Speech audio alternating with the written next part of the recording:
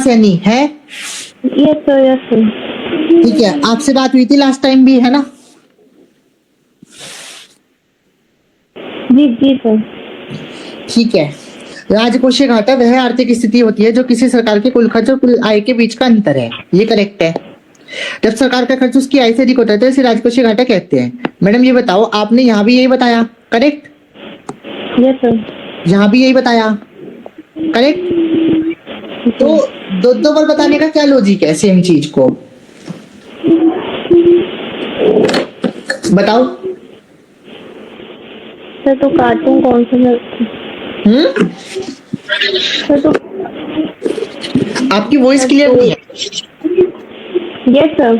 हाँ जी बताइए। तो ये दूसरी बार क्यों लिखा आपने? क्योंकि पिछली लाइन में आपने यही बताया कि कुल व्यय आय, वो कुल खर्चा आय से ज्यादा होता है, करेक्ट? Yes sir. तो दूसरी लाइन में बताने की नीड नहीं थी, ठीक है? जी अगला, सर। यदि भारतीय अर्थव्यवस्था के समय राजकोषीय घाटे की चुनौती आती है तो यह एक गंभीर मुद्दा है जो देश की वित्तीय प्रबंधन दीर्घकालिक स्थिति को प्रभावित करता है। ठीक। अब मुझे अब यहाँ पे ये बताओ, यहाँ तक लिखने की नीड है कि भारतीय अर्थव्यवस्था में राजकोषीय घाटे की चुनौती आती है, ये लाइन लिखने की नीड है? No sir. देखिए इससे क्या होता है ना, देखो इससे ना एग्जामिनर की बच्चा ना पेज भरने पे फोकस कर रहा है, समझ रहे हो आप? आपने यहाँ पे दो कीवर्ड का यूज किया जो कि बहुत अच्छे हैं, फाइनेंशियल मैनेजमेंट और दीर्घकालिक विकास, ठीक है? लेकिन ये जो लाइन आपने लिखी है ना, इसकी वजह से इनकी पोजीशन डाउन हो रही है। ठीक, तो इंट्रोडक्शन को टू द पॉइंट आप रखो, ठीक है? आप जो कल वाले वीडियो थे ना उनको देखना, ठीक है? उससे इंट्रो कंफ्यूजन की समस्या हल हो जाएगी, ठीक? जी सर। दूसरी चीज, यह चुनौती कई प्रकार से देखी जा सकती है, लिखने की नीड नहीं है, सिंपल सब हेडिंग डाल लो, अर्थव्यवस्था के सामने राजकोषीय घाटे की चुनौती, ठीक है? मुद्रास्फीति बढ़ना डायरेक्टली लिखो, ठीक? सर मैं एक बात बोलना चाहती हूँ। हाँ जी। सर इसके पहले सर मैं एक जगह आंसर राइटिंग करती थी तो वो हेडिंग मना करते थे। सर मैं बहुत ज्यादा कंफ्यूज हूँ सर आंसर लिखने में। सर मेरे सारे आंसर आप देखेंगे तो वो BA टाइप का ही होगा। सर मैं बहुत ज्यादा कंफ्यूज हूँ सर।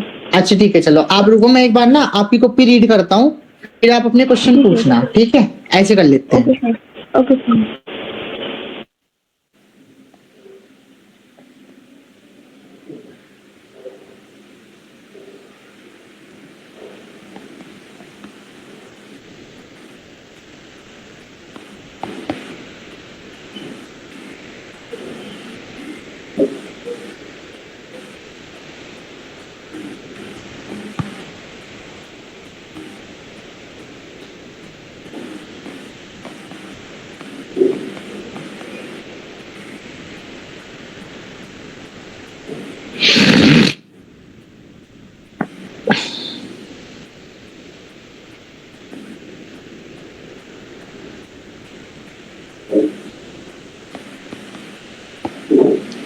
ठीक है, आप 1 मिनट रुकिएगा, ठीक है?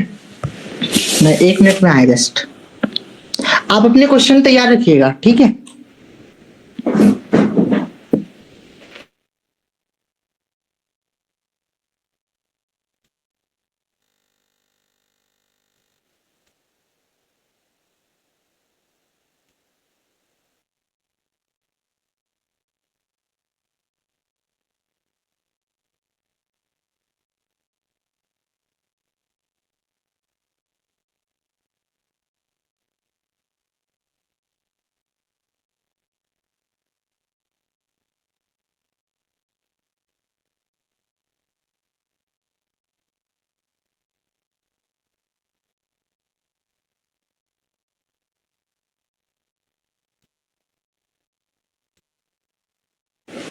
हेलो। Yes sir. हाँ जी मैडम, बताओ आपकी कंफ्यूजन क्या है, आपको आंसर राइटिंग को लेके ये बताओ। सर जैसे कि मैं आपका वीडियो देखी हूँ, आप जैसे बता रहे हैं सर, उस तरह से मैंने नहीं लिखा है। और जो मैंने लिखा है उससे मुझे गुड और बेटर का रिमार्क मिलता है सर, क्योंकि मैं उसमें भी खुश नहीं हूँ सर। मैं कंफ्यूज हूँ सर, मैं लिखूं कैसे? चलिए ठीक है, आपको कंफ्यूजन ये है कि आपका जो करंट पैटर्न है, आपको वो रिमार्क अच्छा मिला है अभी तक, है ना? यस सर तो लेकिन और मैं हम उससे आपको बता खुश नहीं हूँ रहे, सर। एक मिनट एक मिनट, यस सर। और हमारे अकॉर्डिंग ये रिमार्क ठीक नहीं है पर्सनली, ठीक है। तो अब आपको कंफ्यूजन क्रिएट हो रहा है कि मैं अपने पैटर्न पे स्टिक रहूं या फिर चेंज करूं, यही तो कंफ्यूजन है। Yes sir. Yes sir. तो इसका सीधा सा उत्तर है कि चेंज तो करना ही पड़ेगा, ठीक है। जी अभी मेरे को ये नहीं पता कि रिमार्क कौन दे रहा है, ठीक है, कहाँ से आपको मिल रहा है, ठीक है, पूछना उचित भी नहीं है, और आप नाम बताइए भी मत, ठीक है। लेकिन मैडम ये चीज तो फिक्स है कि आपको चेंज तो करना पड़ेगा, क्योंकि आप डिमांड एड्रेस नहीं कर रहे हो क्वेश्चन की, ठीक है, ये समस्या है। दूसरी चीज क्या है, आपके जो ये जैसे आप सेंटेंसेस लिखते हो ना, उसमें काफी ज्यादा जेनरिक सेंटेंसेस का यूज करते हो, जो कि उत्तर के अंदर ना कॉन्क्रीटनेस को नहीं दर्शाते, कि हाँ बच्चे ने जो पूछा था उसको to the point concrete argument के साथ लिखा है, बल्कि क्या दिखाते हैं, या तो क्वेश्चन को आर्टिकुलेट कर दिया है अलग तरीके से, ठीक है, या फिर जेनेरिक सेंटेंसेस लिखे हैं, जैसे कई महत्वपूर्ण कदम उठाए हैं जिससे लाभ होगा, ठीक है। Yes sir. तीसरी चीज क्या है, क्वेश्चन के अंदर डिफरेंट डिफरेंट सब पार्ट्स होते हैं, करेक्ट। आप देखोगे ये चीज यूपीपीसीएस हो या यूपीएससी हो, वहां पे प्रत्येक क्वेश्चन के अंदर 2 3 4 इवन 6 7 तक सब पार्ट होते हैं, ठीक है। तो सभी सब पार्ट को आप एड्रेस नहीं कर रहे हो, ठीक है। तो ये तो मेजर प्रॉब्लम है, तो चेंज तो आपको करना पड़ेगा, ठीक, क्योंकि सही रिमार्क देना वो हमारा कर्तव्य है, ठीक है। हमारी जो टीम है उसमें एसपी सर है, ठीक, मैं हूँ और स्नेहल मैडम है, ठीक है जी। आप एसपी सर तो सिलेक्ट इंटरव्यू दिया हुआ है उन्होंने, स्नेहल मैडम ने भी इंटरव्यू दिया हुआ है, और मैंने 3 मीन्स लिखे हैं back to back 22 23 24, correct. Answer evaluation में मेरा 1 से 1.5 साल का एक्सपीरियंस है अच्छा खासा यूपीएससी का, ठीक है, जहाँ पे सारा गेम ही एड्रेस डिमांड का होता है, ठीक है। ये समस्या जो आप बता रहे हो ये यूपीएससी में भी बहुत ज्यादा समस्या है, कि यहाँ पे क्या होता है ना, जो आंसर चेकर होते हैं वो लोग होते हैं जिन्होंने कभी मेंस एग्जामिनेशन देखा भी नहीं है, ठीक। इसीलिए लाइव इवैल्यूएशन का कॉन्सेप्ट है, हम आपको जो चीज बता रहे हैं, ठीक, आपकी समस्या पूरी तरीके से हल होगी, मैं लॉजिक दूंगा, आर्गुमेंट दूंगा, आप उसको खारिज करना है, ठीक है। आप खारिज कर पाए तो आप अपने वाले पैटर्न पे स्टिक रहना, ठीक है। लेकिन अगर खारिज नहीं कर पाए तो आपको शिफ्ट होना पड़ेगा, ठीक, और शिफ्ट कैसे होना है वो हम आपको बताएंगे, ठीक है। पहले उत्तर पे आपके चलते हैं, ठीक है। आप एक बात बताओ, क्वेश्चन में पहला पार्ट है भारतीय अर्थव्यवस्था के समक्ष राजकोषीय घाटे की चुनौती किस प्रकार है, ठीक। एफआरबीएम एक्ट की चर्चा कीजिए और आगे की राह सुझाइए, ठीक है। अभी मेरे को सबसे पहला जो मेरा क्वेश्चन है वो ये है, ये जो लाइन आपने लिखी, ठीक, ये वाली दूसरी लाइन जो आपने लिखी और जो पहली लाइन लिखी, क्या ये दोनों लाइन में 1% भी अंतर है, 1% भी अंतर? नहीं सर। दोनों लाइनें सेम है? Yes sir.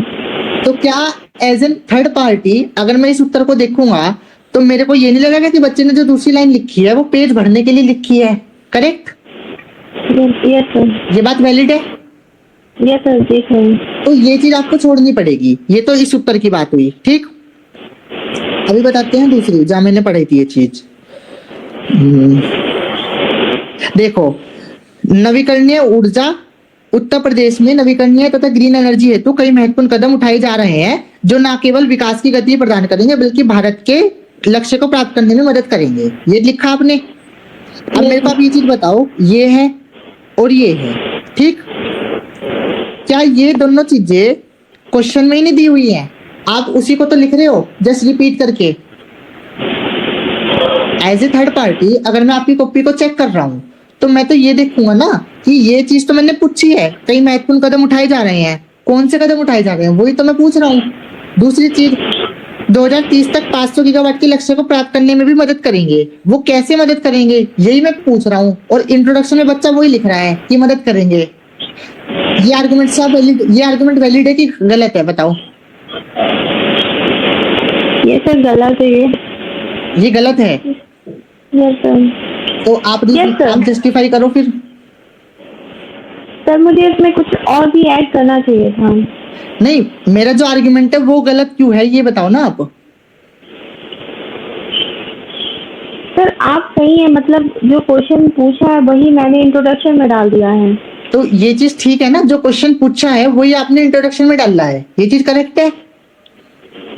तो इस पे ऑब्जेक्शन रेज होगा ना। Yes sir. इसलिए बोल रहा हूँ कि पैटर्न आपको चेंज करना पड़ेगा, ठीक है, अगर नंबर लेने हैं। ठीक। दूसरी जो चीज है, देखो आपने बताया उत्तर प्रदेश द्वारा उठाए जा रहे कदम, आपने ऐसे लिख दिया, उसको अंडरलाइन भी नहीं किया। हम आपको सजेस्ट करते हैं कि आप बॉक्स बना दो, ठीक है। अभी एक बात बताओ, एक एग्जामिनर जिसके पास 1 मिनट का समय है पूरा उत्तर पढ़ने का, ठीक है, क्या वो आपको लगता है कि वो पूरी 1 to 1 लाइन पढ़ेगा, सारी लाइनें? नहीं सर, नहीं पढ़ता है। उसके काम को आसान करना ये आपका काम है कि उसका काम है, बताओ। मेरा काम है। अब मुझे दूसरी चीज बताना, अगर आप सब हेडिंग को बॉक्स कर दोगे, ठीक, और इसको अंडरलाइन कर दोगे, तो क्या उसको क्लियर कर दिख जाएगा कि हाँ बच्चे ने पहला पार्ट यहाँ पे एड्रेस किया, ठीक है, 2 स्कीम के नाम लिखे, ठीक है, दूसरा पार्ट यहाँ पे एड्रेस किया और यहाँ पे 4 पॉइंट दिए, तो क्या उसका काम आसान हो जाएगा? Yes sir. ये आर्गुमेंट वैलिड है? Yes sir. इसलिए हम बोलते हैं कि क्वेश्चन को, इसलिए हम बोलते हैं कि जो क्वेश्चन है ना मैम, क्वेश्चन को छोटे सब पार्ट में ब्रेक करना चाहिए, उसको बॉक्स करना चाहिए, ठीक है, और फिर पॉइंट लिखने चाहिए, ठीक है। अब आते हैं तीसरी चीज, सरकार को नीति निर्माण में उद्यमिता के लिए सहायक वातावरण तैयार करना चाहिए, जैसे करों में छूट, ऋण की सुगमता उपलब्ध कराना, यहाँ पे ये आएगा, ठीक है। मझले उद्योगों को प्रोत्साहित करते रहना तथा रोजगार परक शिक्षा विद्यालयों को स्थापित करना, ठीक। मैं अगर इसको आर्टिकुलेट करता हूँ तो मैं आर्टिकुलेट ऐसे कर सकता हूँ, इसको मान लीजिए, ठीक है, मैं अपना बता रहा हूँ मैं कैसे करता हूँ।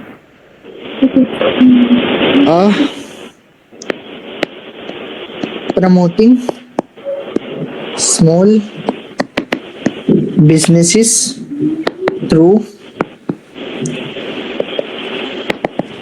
capital subsidies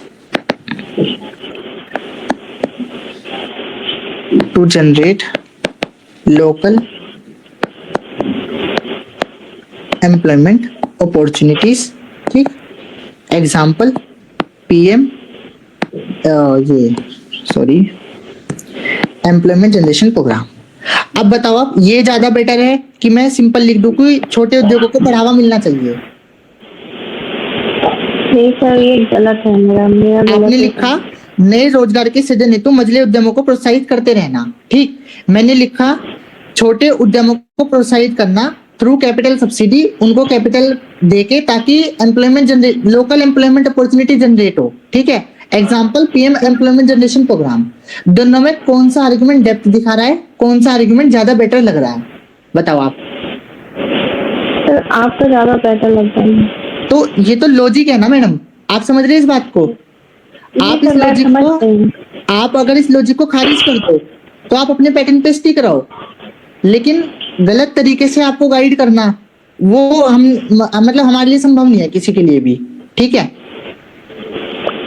मार्केट में इट इज ए भ्रमजाल बहुत ज्यादा, यहाँ तो कुछ भी नहीं है, यूपीएससी में तो बहुत ज्यादा है। मेरे खुद के दोस्तों की ऐसी कॉपी है जिसमें मैंने उनको 100 में से 5-6 नंबर दे रखे हैं और उनको 100 में से 70-80 नंबर मिले हुए हैं मेंस की कॉपी में, ठीक है। तो उचित यही रहेगा कि आप अपने पैटर्न को चेंज करो, ठीक है, और क्या चेंज करना है वो मैं आपको बताता हूँ, ठीक है, आप नोट डाउन कीजिए। इसके बाद कंफ्यूजन मत रखिएगा, ठीक है। पहली चीज तो ये है इंट्रोडक्शन, ठीक है, सभी लोग नोट डाउन करेंगे, मैं वापस से बोल रहा हूँ, ठीक है। सबसे पहला प्रकार होता है डेफिनेशन का। इंट्रोडक्शन में आप डेफिनेशन लिख दो, ठीक, केवल एक बार आप डिफाइन कर दो और आगे बढ़ जाओ, ठीक। दूसरा प्रकार होता है डेटा देने का, आप इंट्रोडक्शन में डेटा दे दो और आगे बढ़ जाओ, ठीक।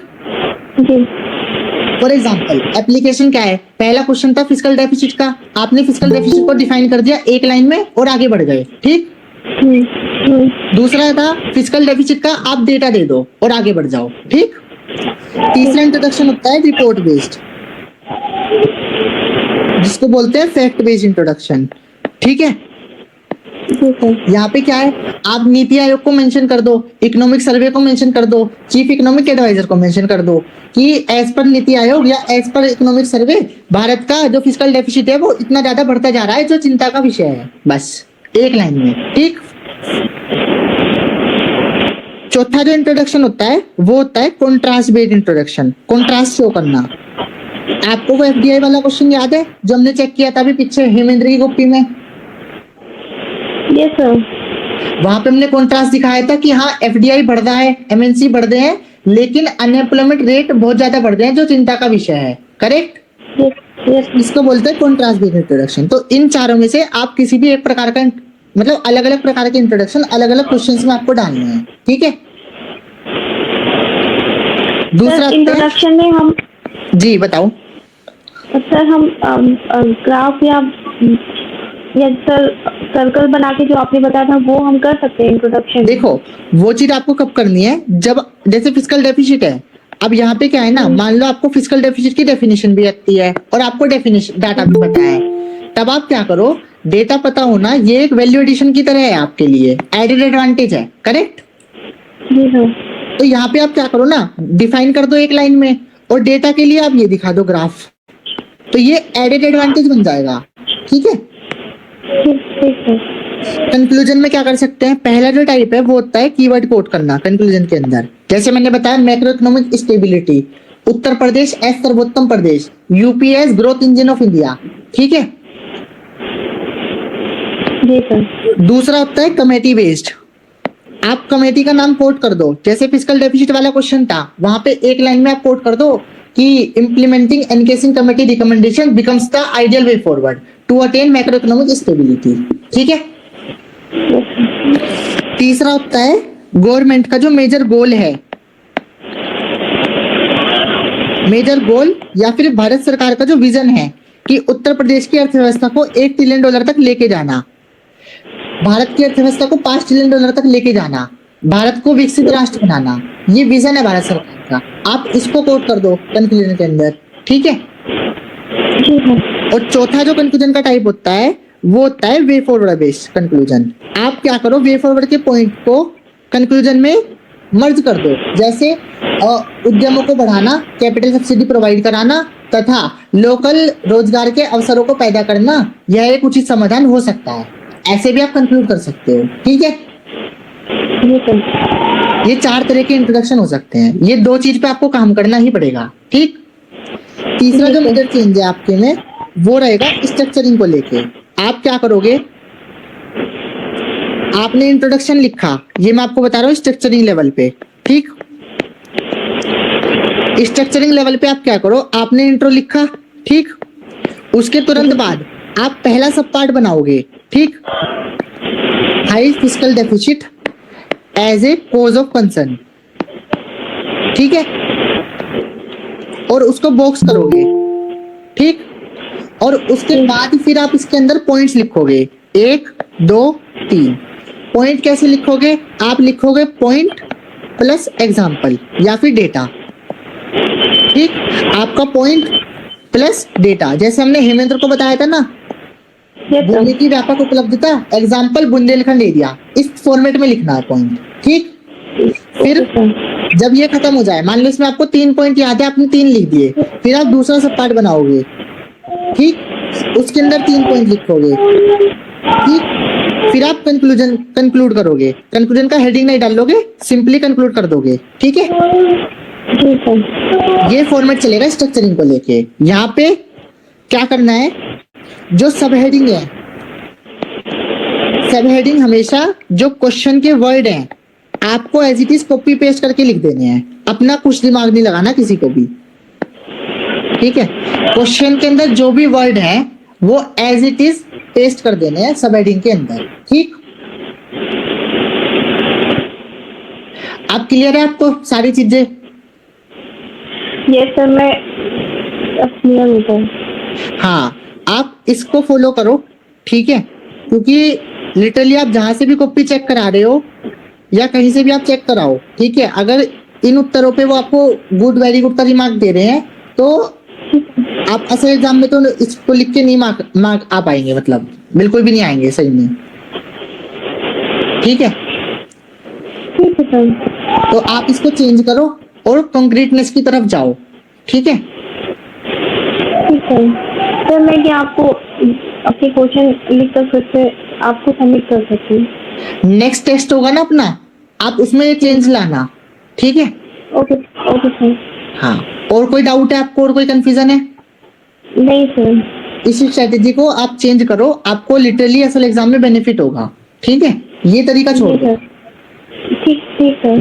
ठीक है, चलिए ठीक है, thank you sir, thank you. Okay thank you. हाँ जी, नेक्स्ट कौन है भाई? मनीष, आप हो लाइन पे? मनीष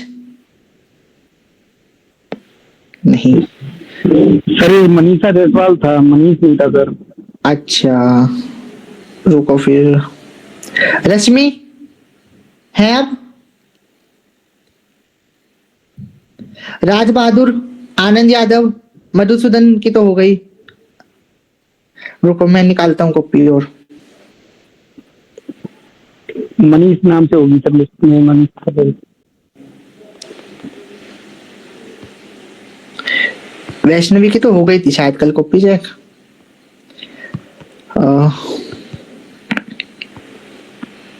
अरे नहीं, तो नेहा ने बेची थी।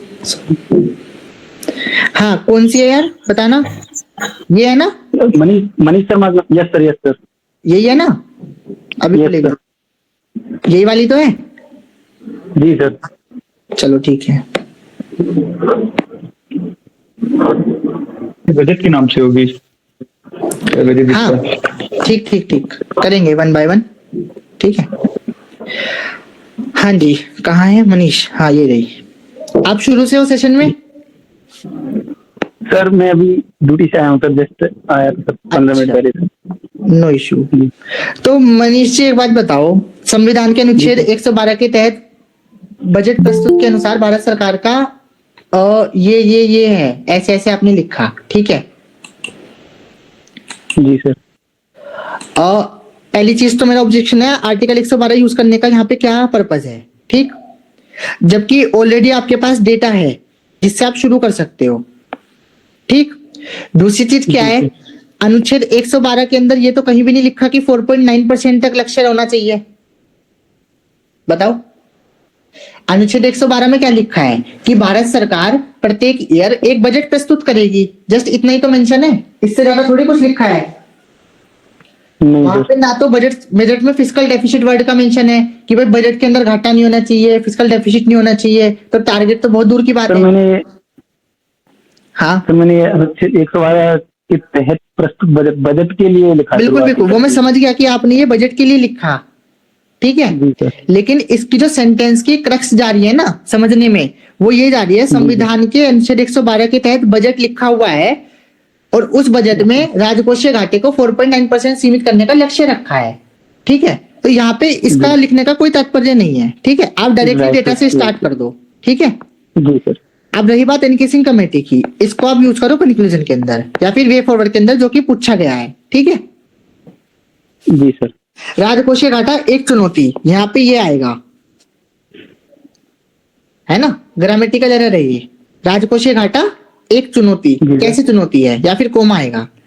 सरकार के आय के स्रोतों में कमी होती है, नहीं। खजानों पर भार पड़ता है, केंद्र राज्य संबंधों में तनाव। बताओ कैसे भाई? राजकोषीय घाटा चुनौती है, राजकोषीय घाटा ज्यादा है, तो उससे आय के स्रोत में कमी कैसे होगी, ये बताओ। सर ये राजस्व घाटे का याद रह गया था सर उस हिसाब से। क्या राजस्व घाटे का याद रह गया था सर उस टाइम पे, एक जल्दबाजी याद नहीं आया था। देखो तो सोचा आप एक चीज समझो, जो क्वेश्चन है ना, क्वेश्चन ये है कि राजकोषीय घाटा अर्थव्यवस्था के लिए एक चुनौती कैसे है। करेक्ट? Yes sir. तो केंद्र राज्य संबंधों में तनाव होगा, ये बात ठीक है। चलो, पहली चीज तो फिस्कल डेफिसिट से तनाव नहीं होगा। ठीक है, दूसरी चीज, केंद्र राज्य संबंधों के बीच में तनाव यदि है भी, तो भी वो अर्थव्यवस्था के लिए चुनौती कैसे है? बताओ। समझ रहे, आप क्वेश्चन को मिस इंटरप्रेट कर गए। आपको यहाँ पे लिखना चाहिए था, अगर क्वेश्चन का जो क्रक्स है क्या वो ये है क्या कि आपको नेगेटिव इंपैक्ट्स लिखने हैं ऑफ हाई फिस्कल डेफिसिट, यही है क्वेश्चन का क्रक्स। जी सर। तो इसके पॉइंट लिखने चाहिए थे कि अनसस्टेनेबल डेट बर्डन होगा गवर्नमेंट के ऊपर,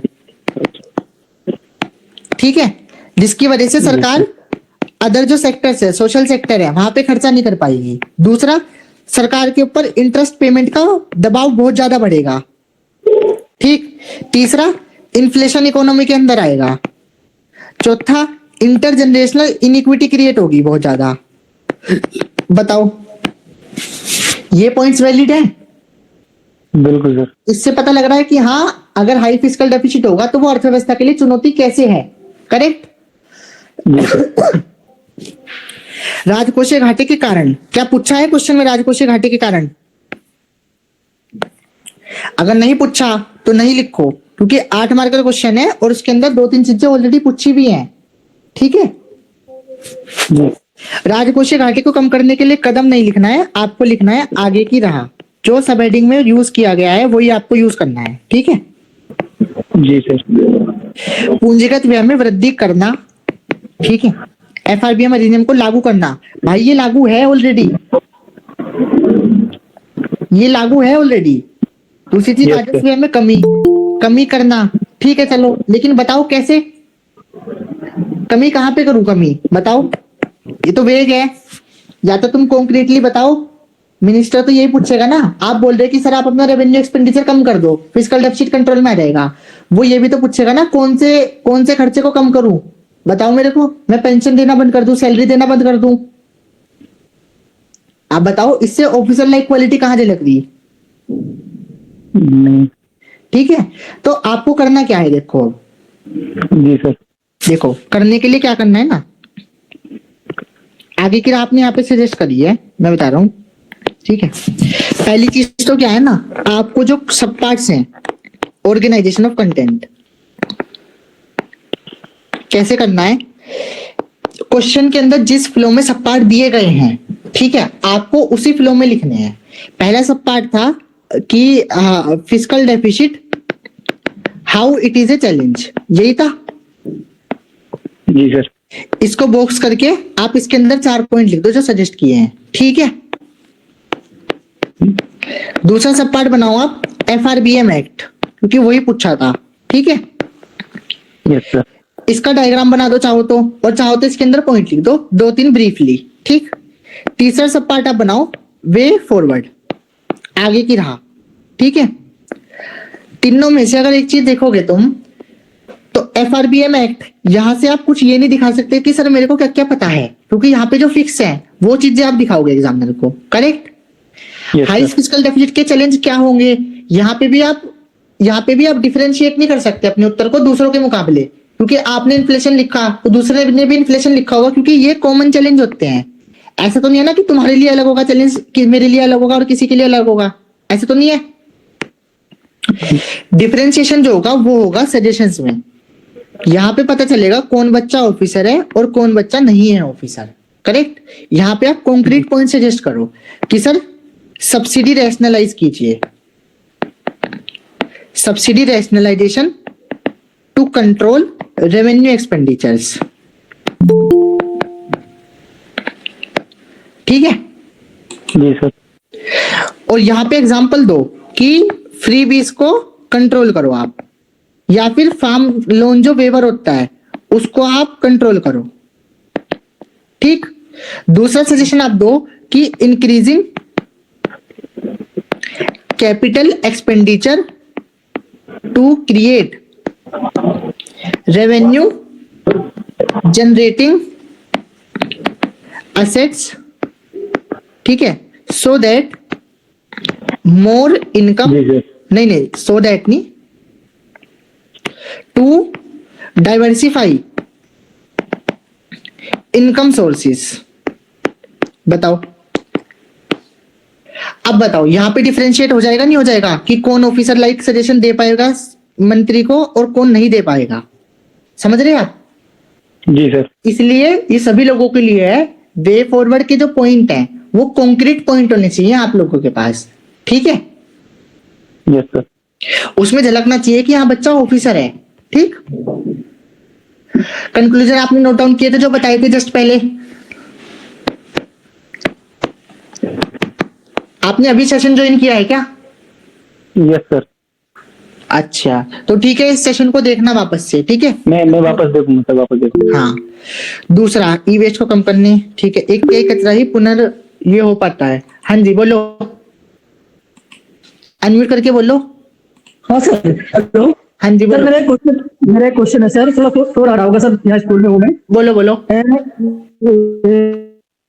सर जैसे जो कंटेंट प्रोवाइड कराया जा रहा है सर, वही सफिशिएंट है? क्योंकि एक्चुअली जो कीवर्ड वगैरह है ना सर, तो जैसे कि अब मैं हिंदी से पढ़ता हूँ तो सर उसमें जो कीवर्ड है वो सब हिंदी वाले ही हैं, तो जो नहीं कंटेंट अभी ग्रुप में दिया जा रहा है सर क्लासेस वाला, नहीं नहीं, वो जो पर्याप्त है कीवर्ड, सर? सुनो, जो कीवर्ड्स हैं उसमें जी, जो जी, जी। कीवर्ड हैं, जो इंग्लिश में जी, कीवर्ड होते हैं वो रोमन स्क्रिप्ट में होते हैं लिखे हुए, और जो नहीं, हिंदी नहीं, के वो कीवर्ड होते हैं ना वो देवनागरी में होते हैं।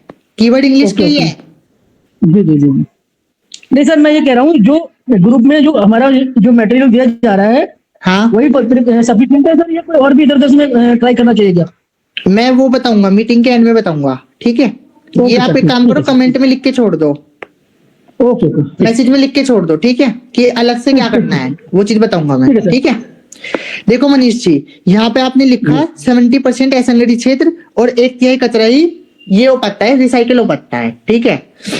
यस आपको नहीं लगता कि आप इसके मुकाबले प्रतिवर्ष उत्पादन का डेटा देते तो ज्यादा बेटर रहता कि भारत में ई वेस्ट का जनरेशन इतना ज्यादा बढ़ रहा है और उसको कंट्रोल करना चाहिए। सर, वो याद नहीं आया था सर उस टाइम पे। चलिए, याद नहीं आया तो फिर ठीक है, ठीक है, फिर कोई दिक्कत नहीं है। मैंने वो याद करने की कोशिश की थी सर, याद नहीं आया था। चलिए, नो इशू। चक्रीय अर्थव्यवस्था का एक डायग्राम बनाओ, ठीक है। जी ई सर। वेस्ट को कम करने के लिए सरकार के उपाय, ठीक है। ई वेस्ट रिसाइकलिंग प्रोग्राम, जन जागरूकता अभियान, आरआरआर जैसी पहल नहीं, यहाँ पे स्पेसिफिक है सरकार का लाइफ कैंपेन जो आरआरआर पे फोकस करता है, ठीक है। बेहद निपटान व संग्रहण सिस्टम, या तो कोई एग्जांपल दो, ठीक है। ये बढ़िया एग्जांपल है, देखो, जीरो इफेक्ट जीरो डिफेक्ट, ये पॉइंट नहीं है, एग्जांपल है, ठीक है। वैलिड पॉइंट है आपके, ठीक है। आगे की राह, पर ये आगे की राह किसके लिए बता रहे हो आप? आगे की राह तो कुछ ही नहीं, और उसमें भी 6 पॉइंट, बताओ। सर मुझे समझ नहीं आया सर, और क्या डायमेंशन बनाओ तो इस सवाल में सब सर। देखो, पहला सब पार्ट क्या है, ई वेस्ट को कम करना, ठीक है। जी सर। दूसरा सब पार्ट क्या है, उनका सम्यक प्रोसेसिंग करके चक्रीय अर्थव्यवस्था को बढ़ावा देना। क्या ये 2 सब पार्ट है क्वेश्चन के अंदर? जी सर। तो आपने दूसरा सब पार्ट तो बताया ही नहीं कि प्रोसेसिंग करके चक्रीय अर्थव्यवस्था को बढ़ावा देने के लिए कौन कौन से प्रयास हैं। आपने 6 पॉइंट यहाँ पे लिखे, 6 में से 4 इधर लिख देते और 4 इधर लिख देते, करेक्ट। तो इस तरीके से दोनों सब पार्ट पे एड्रेस करना चाहिए था आगे की राह की बजाय, ठीक है। दूसरी चीज, पंचामृत गोल हमने अभी बताया था, आप सेशन को देखना शुरू से। पंचामृत गोल यहाँ पे फिट क्यों नहीं है, ठीक। यहाँ पे एसडीजी 12 आपको कोट करना चाहिए था, ठीक है। Right sir. नेक्स्ट, उत्तर पूर्व, ठीक है। मैं एक काम करता हूँ, मैं ना कॉपी को रीड करता हूँ और फिर आपको सजेशन दूंगा, ठीक है। आप लिखते जाना। Right sir. आवश्यकता क्यों नहीं पूछा है, ठीक है, लिखते जाने की चीजें, ओरल सजेशन में एंड में दूंगा, ठीक है। ये नहीं पूछा है आवश्यकता क्यों, सिर्फ उन्नति बताओ, उन्नति के की फीचर्स क्या हैं। लक्ष्य, ठीक है। पूंजी ब्याज, ठीक है।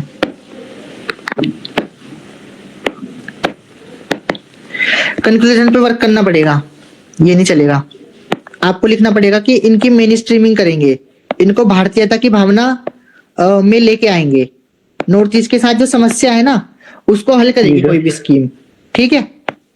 तो वो आप कोट करोगे तो ज्यादा बेटर है, या फिर पीएम डिवाइन के साथ लिंक कर सकते हो, ठीक।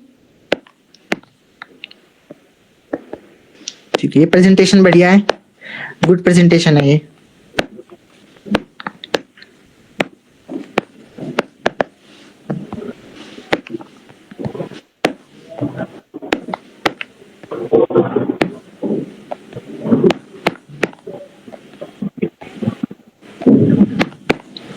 ठीक है,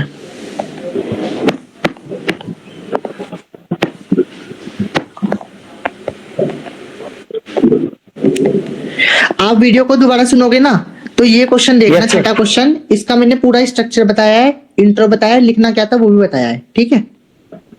राइट सर। एक चीज आप लिखो, जब भी आप ऐसा डायग्राम बनाओ तो उसको बॉक्स कर दो, ठीक है, और लेबल कर दो ऐसे, जी सर। ठीक है, लेवल कैसे करना है सर? ऐसे कि ये किस चीज का डायग्राम है, राइट ठीक सर। है। जी सर।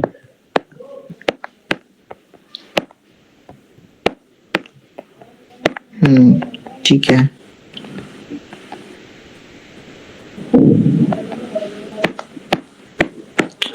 देखो, नवीकरणीय ऊर्जा में सिंगल यूज प्लास्टिक का क्या लेना देना है बताओ। या तो आप लिखो वेस्ट टू एनर्जी, या फिर आप लिखो वेस्ट टू वेल्थ, ठीक है। जी सर। ग्रीन यूपी भी नहीं है, ग्रीन बजट भी नहीं है, वन नीति भी नहीं है, जन जागरूकता अभियान भी नहीं है। ये ग्रीन ग्रीन एनर्जी का बात कर रहा है ना, क्योंकि जी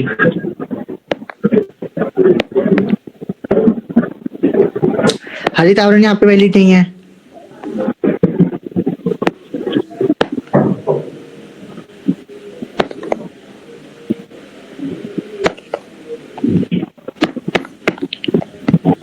ठीक है, देखो 2-3 चीजें जो है ना आपको काम करना है जिस चीज पे। पहली बारी लिखा है क्या? पिछला टेस्ट में लिखा था सर, वो तो ज्यादा ही कहा सर, -200 नंबर दिए थे सर नेक्स्ट वीक। देखो, सबसे पहली चीज जो है, पहले किसने चेक की थी आपकी कॉपी?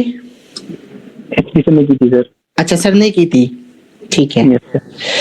पहली चीज तो इंट्रोडक्शन पे आपको काम करना है, ठीक है। इंट्रोडक्शन 5 तरह के इंट्रोडक्शन होते हैं, ठीक है, जो आपके आने से पहले बताए गए थे जस्ट, ठीक है, एक बार सुन लेना। जी सर। तो उनको डाइवर्सिफाई करके लिखना है, ठीक। दूसरी चीज कंक्लूजन। कंक्लूजन 4 तरह के कंक्लूजन बताए गए हैं, ठीक है, उनको डाइवर्सिफाई करके लिंक करना है, बट कंक्लूजन आपका रिलेवेंट होना चाहिए, ठीक है। आपके में रिलेवेंसी मिसिंग है, ठीक, कंक्लूजन की। जी तीसरी जो चीज है वो है डिमांड की। यहाँ पे क्या करना है, क्वेश्चन को पहली चीज तो रीड करना है कम से कम 2 बार, ठीक है, विद फोकस ऑन कीवर्ड्स, ठीक। जी sir. 2 time read with special focus on keywords in question, ठीक है। इससे होगा क्या, आप सब पार्ट्स आइडेंटिफाई करना सीख जाओगे कि क्वेश्चन के अंदर कितने सब पार्ट्स हैं, ठीक। सेकंड जो चीज है इसमें वो है ईच सब पार्ट को आपको सेपरेटली एड्रेस करना है विदाउट एनी मर्जिंग। अगर 6 है तो 6 सब पार्ट बनाओ, 7 है तो 7 बनाओ, अगर 10 है तो आप मर्ज कर दो, लेकिन 5-6 तक आपको अलग अलग बनाने हैं सब पार्ट को, ठीक है। जी मस्ट बी एड्रेस्ड सेपरेटली। तीसरी चीज मेरे को ये बताओ, आपको किसी ने ऐसा बोला है कि 15 मार्कर में 20 पॉइंट लिखने हैं और 10 मार्कर में 15 पॉइंट लिखने हैं? जी नहीं सर।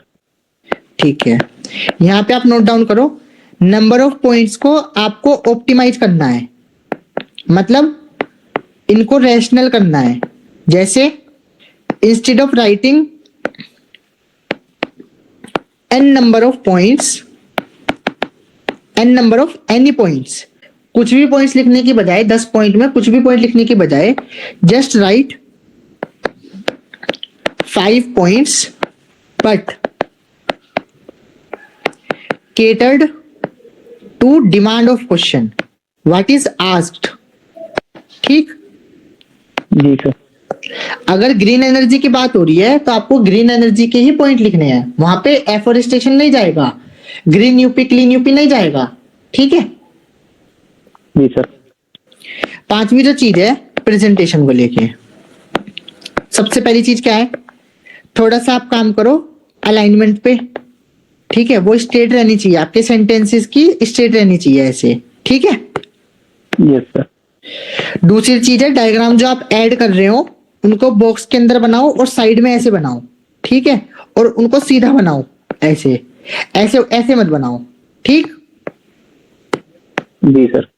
प्रेजेंटेशन के लिए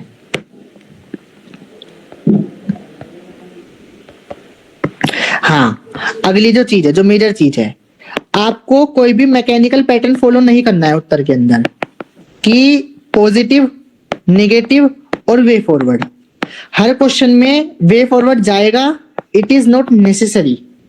ठीक है, हर क्वेश्चन में पॉजिटिव नेगेटिव में ही टूटेगा, इट इज नॉट नेसेसरी। ठीक है, क्वेश्चन को तोड़ना है और ऑर्गेनाइज करना है एज पर इट्स फ्लो। अगर वो पूछ रहा है पॉजिटिव नेगेटिव वे फॉरवर्ड तो ही बताना है। अगर कहीं पे वे फॉरवर्ड नहीं पूछा है तो वे फॉरवर्ड आप बहुत ब्रीफ बताओगे, एट मैक्स 1 या 2 पॉइंट वे फॉरवर्ड के, वो भी पैराग्राफ फॉर्म में 2 लाइन का। ठीक है जी सर।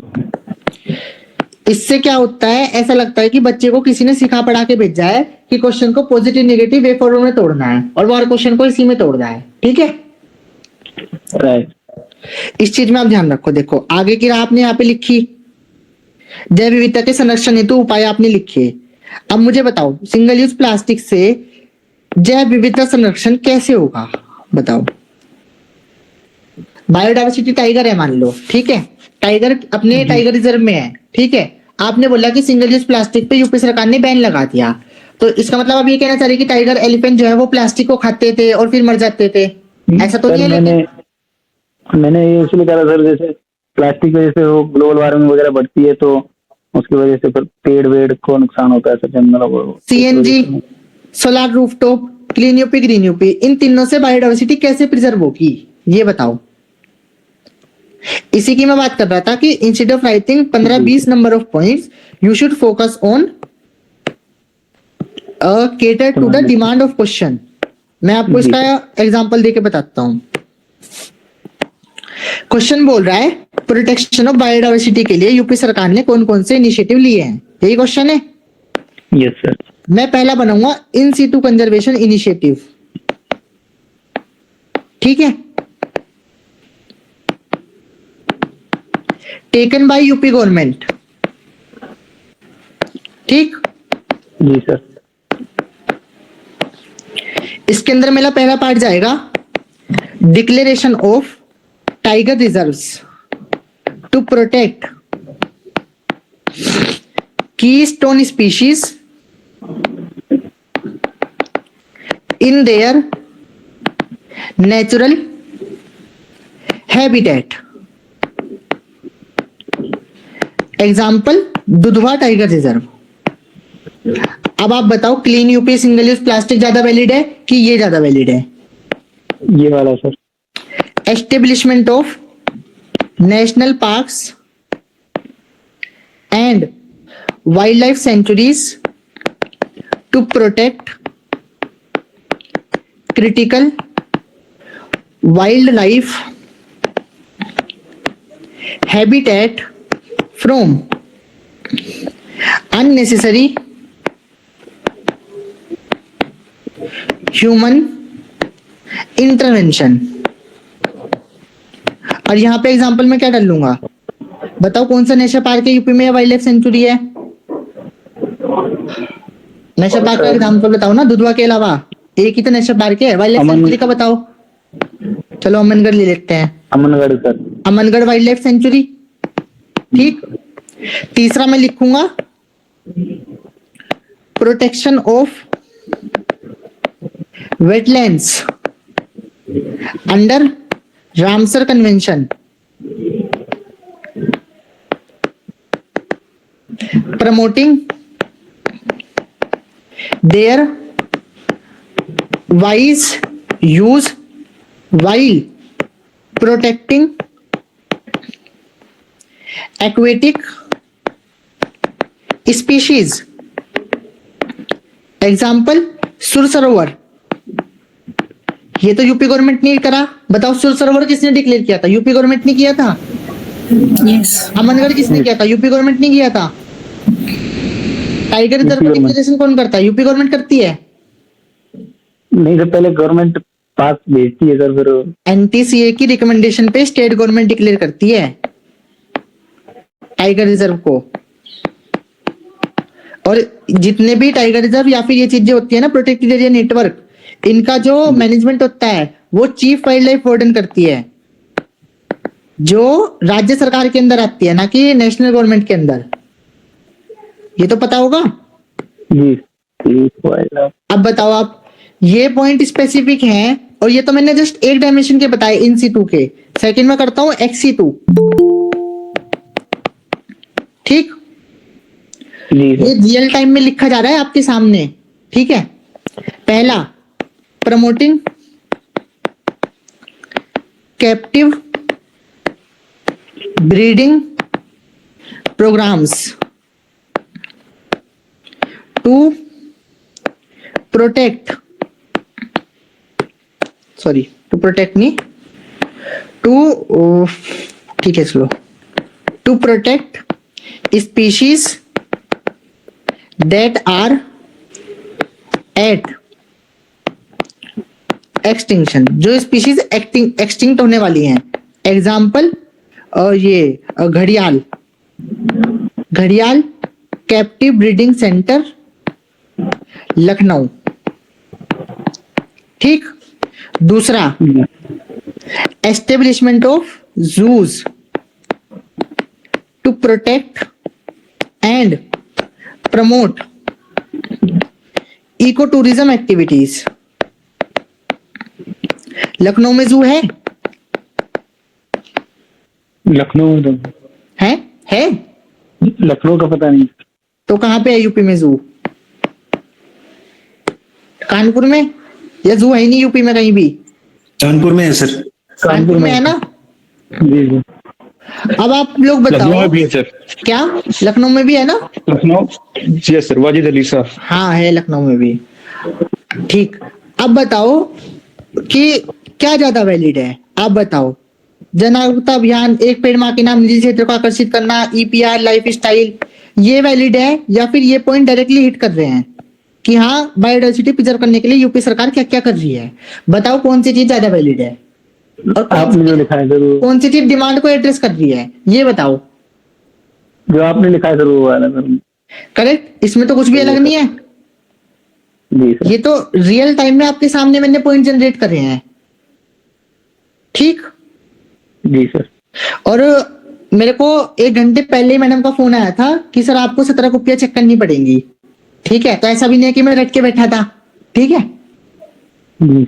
तो ये चीज पे आप वर्क करो। इसके अलावा आपको कोई डाउट है? नहीं सर, अभी तो यही था।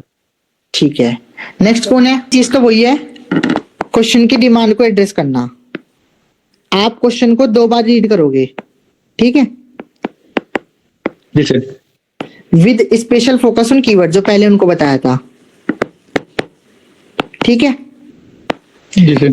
ताकि आप क्वेश्चन के सब पार्ट्स कौन कौन से हैं और कितने हैं उनको आइडेंटिफाई कर सको, ठीक।